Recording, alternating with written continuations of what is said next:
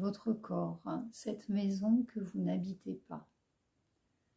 En ce moment, à l'endroit même où vous vous trouvez, il y a une maison qui porte votre nom. Vous en êtes l'unique propriétaire, mais il y a très longtemps, vous en avez perdu les clés. Ainsi, vous restez dehors, ne connaissant que la façade.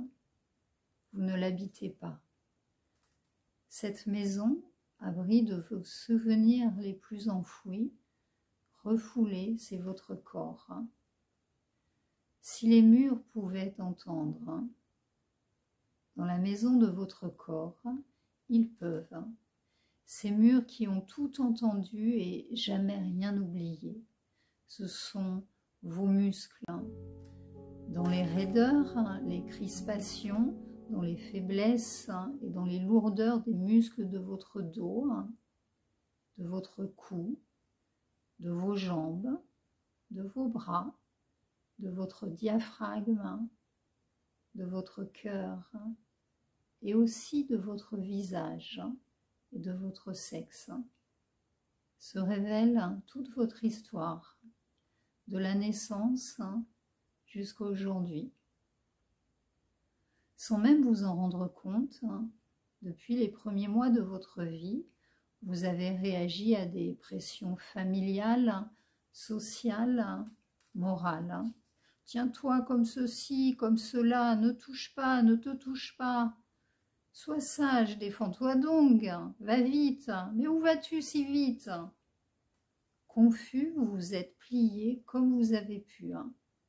Pour vous conformer, vous vous êtes déformé à votre vrai corps, naturellement harmonieux, dynamique, joyeux, s'est substitué un corps étranger que vous acceptez mal, qu'au fond de vous-même, vous rejetez. C'est la vie, dites-vous, on n'y peut rien. Je vous réponds que si, que vous pouvez faire quelque chose, et que vous seul pouvez faire quelque chose. Il n'est pas trop tard, il n'est jamais trop tard pour vous libérer de la programmation de votre passé, pour prendre en charge vous-même votre corps, pour découvrir des possibilités encore insoupçonnées. Être, c'est ne jamais cesser de naître. Mais combien d'entre nous se laissent mourir un peu chaque jour, s'intégrant si bien aux structures de la vie contemporaine qu'ils perdent leur vie en se perdant de vue. Notre santé, notre bien-être, notre sécurité, nos plaisirs, nous en laissons la charge aux médecins, aux psychiatres, aux architectes, aux politiciens, aux patrons, à nos époux, à nos amants, à nos enfants. Nous confions la responsabilité de nos vies, de nos corps, aux autres. Parfois à ceux qui ne réclament pas cette responsabilité et s'en trouvent accablés. Et souvent à ceux qui font partie des institutions, dont le premier but est de nous rassurer, donc de nous réprimer. Et combien de personnes de tous âges, dont le corps appartient encore à leurs parents? Enfants soumis, ils attendent enfin toute la durée de leur vie la permission de la vivre. Psychologiquement mineurs, ils s'interdisent même le spectacle de la vie des autres, ce qui ne les empêche pas d'en devenir les censeurs les plus stricts. En renonçant à notre autonomie, nous abdiquons notre souveraineté individuelle. Nous appartenons au pouvoir, aux êtres qui nous ont récupérés. Si nous revendiquons tant la liberté, c'est que nous nous sentons esclaves. et les plus lucides d'entre nous se reconnaissent comme des esclaves complices. Mais comment en serait-il autrement, puisque nous ne sommes même pas maîtres de notre première maison, de la maison de notre corps. Pourtant, il vous est possible de retrouver les clés de votre corps, d'en prendre possession, l'habiter enfin et y trouver la vitalité, la santé, l'autonomie qui vous sont propres. Mais comment? Certainement pas en considérant votre corps comme une machine forcément défectueuse et qui vous encombre, comme une machine en pièces détachées dont chacune, tête, dos, pieds, nerfs, doit être confiée à un spécialiste dont vous acceptez aveuglément l'autorité et le verdict. Certainement pas en vous contentant de vous étiqueter une fois pour toutes nerveux, insomniaque, constipé ou fragile, et certainement pas en essayant de vous fortifier par la gymnastique qui n'est que le dressage forcé du corps viande, du corps considéré comme inintelligent, comme une bête à discipliner. Notre corps est nous-mêmes. Nous sommes ce que nous semblons être. Notre manière de paraître est notre manière d'être. Mais nous ne voulons pas l'admettre. Nous n'osons pas nous regarder. Nous ne savons d'ailleurs pas le faire. Nous confondons le visible avec le superficiel. Nous ne nous intéressons qu'à ce que nous ne pouvons pas voir. Nous allons jusqu'à mépriser le corps et ceux qui s'intéressent à leur corps, sans nous attarder sur notre forme, notre corps. Nous nous empressons d'interpréter notre contenu, nos structures psychologiques, sociologiques, historiques. Toute la vie, nous jonglons avec des mots pour qu'ils nous révèlent les raisons de notre comportement. Et si nous cherchions plutôt à travers nos sensations les raisons de notre corps? Notre corps est nous-mêmes. Il est notre seule réalité saisissable. Il ne s'oppose pas à notre intelligence, à nos sentiments, à notre âme. Il les inclut et les abrite. Ainsi, prendre conscience de son corps, c'est se donner accès à son être tout entier.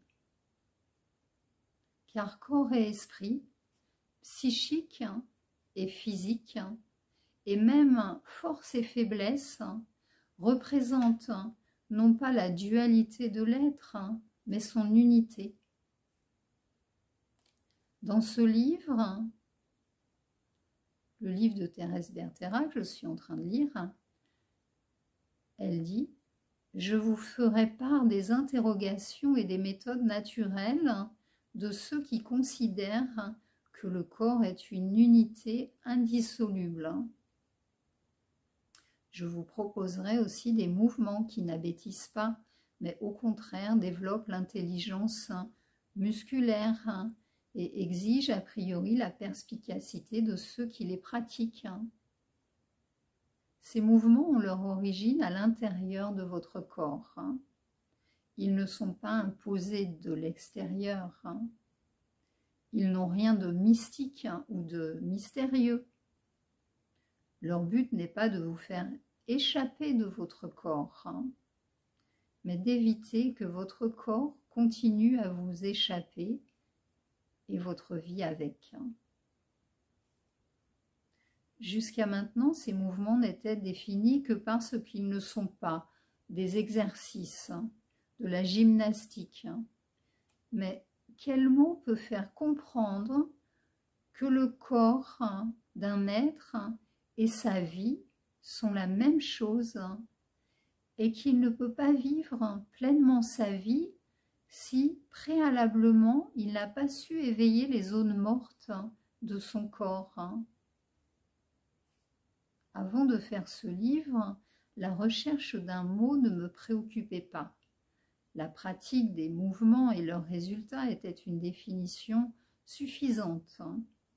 À la rigueur, si l'on me demandait ce que j'enseignais, je disais de l'anti-gymnastique, en ajoutant toujours que cela ne pouvait être compris que par le corps, qu'à travers le vécu.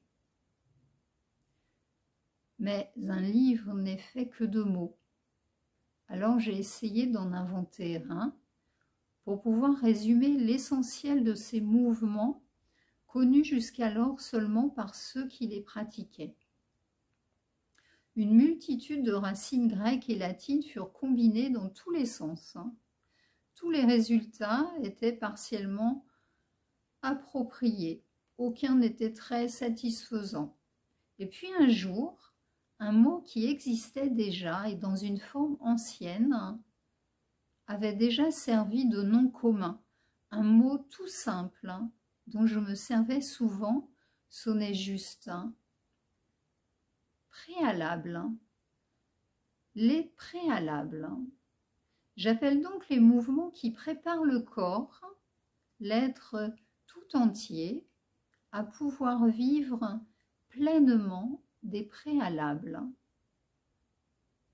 Tout le long de ce livre, et réuni à la fin, vous trouverez la description de certains préalables à travers lesquels vous comprendrez que vous pouvez vous arrêter de vous user inutilement, de vieillir prématurément, en utilisant non pas 10 ou 100 fois trop d'énergie comme vous le faites maintenant, mais seulement l'énergie appropriée à chaque geste. Vous pouvez vous permettre de laisser tomber vos masques, vos déguisements, vos poses, de ne plus faire comme si, mais d'être et d'avoir le courage de votre authenticité. Vous pouvez vous soulager d'une multitude de maux, insomnie, constipation, troubles digestifs, en faisant travailler pour vous et non pas contre vous des muscles qu'aujourd'hui vous ne pouvez même pas situer. Vous pouvez éveiller vos 5 sens, aiguiser vos perceptions, avoir et savoir projeter une image de vous-même qui vous satisfait et que vous pouvez respecter. Vous pouvez affirmer votre individualité, retrouver votre initiative, votre confiance en vous. Vous pouvez augmenter vos capacités intellectuelles en améliorant d'abord les commandes nerveuses entre votre cerveau et vos muscles. Vous pouvez désapprendre les mauvaises habitudes qui vous font favoriser, donc surdévelopper et déformer certains muscles, rompre les automatismes de votre corps et en trouver l'efficacité, la spontanéité. Vous pouvez devenir un polyathlète qui, à chaque moment, quel que soit le mouvement qu'il fait, compte sur l'équilibre, la force et la grâce. Et une fois que vous serez affranchi des interdits de votre propre corps, connaître la rare satisfaction de l'habiter à deux.